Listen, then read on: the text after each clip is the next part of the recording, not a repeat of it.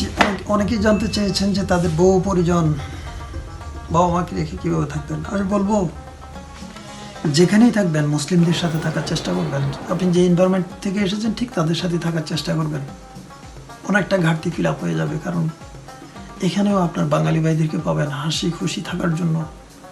হ্যাঁ, আপনাকে পরিশ্রম করতে হবে, আপনাকে রাস্তাগুলোও তারা দেখিয়ে দেবে। আবার অনেকে আপনার সাথে বিশ্বাসঘাতকতাও করতে পারে। আপনি অবিশ্বাসী মানুষও পাবেন, কিন্তু অনেকে আপনাকে ডিরেক্টলি অর ইনডিরেক্টলি অনেক সাপোর্ট দেবে।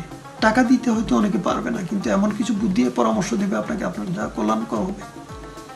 প্রতিকূল পরিবেশে টিকে থাকার জন্য আপনার অনেক উপকার আসবে। সেই জন্য বলবো, যেখানেই যান, যে দেশেই পড়তে যান, অবশ্যই চেষ্টা করবেন কমিউনিটির সাথে থাকতে, নিজ দেশের কমিউনিটির সাথে থাকতে। অ্যারাবিক কান্ট্রিগুলোতে, মুসলিম কান্ট্রিগুলোতে যদি যান তাহলে কোনো ফ্যাক্ট না, আপনি যে কোনো জায়গায় থাকতে পারবেন, হালাল খাবার পাবেন, হালাল পরিবেশ পাবেন, আপনাকে কোনো প্রস্টিটিউট ডিস্টার্ব করবে না। কিন্তু মুসলিম কান্ট্রির বাইরে যে কোনো দেশে যান, আপনাকে কিন্তু অনেক ধরনের প্রতিকূল পরিবেশ মোকাবেলা করতে হবে। সেই জন্য প্রথম থেকে সিদ্ধান্ত থাকবে যে আপনি মুসলিম কমিউনিটির সাথে থাকবেন। যেখানে মুসলিম কমিউনিটি আপনার পরিচিত জনরা থাকবে, তারা আপনাকে অনেকভাবে সেভ করবে। আল্লাহ আপনাকে অনেকভাবে সেভ করার সুযোগ করে দেবে। ধন্যবাদ সাথে থাকার জন্য। আসসালামু আলাইকুম।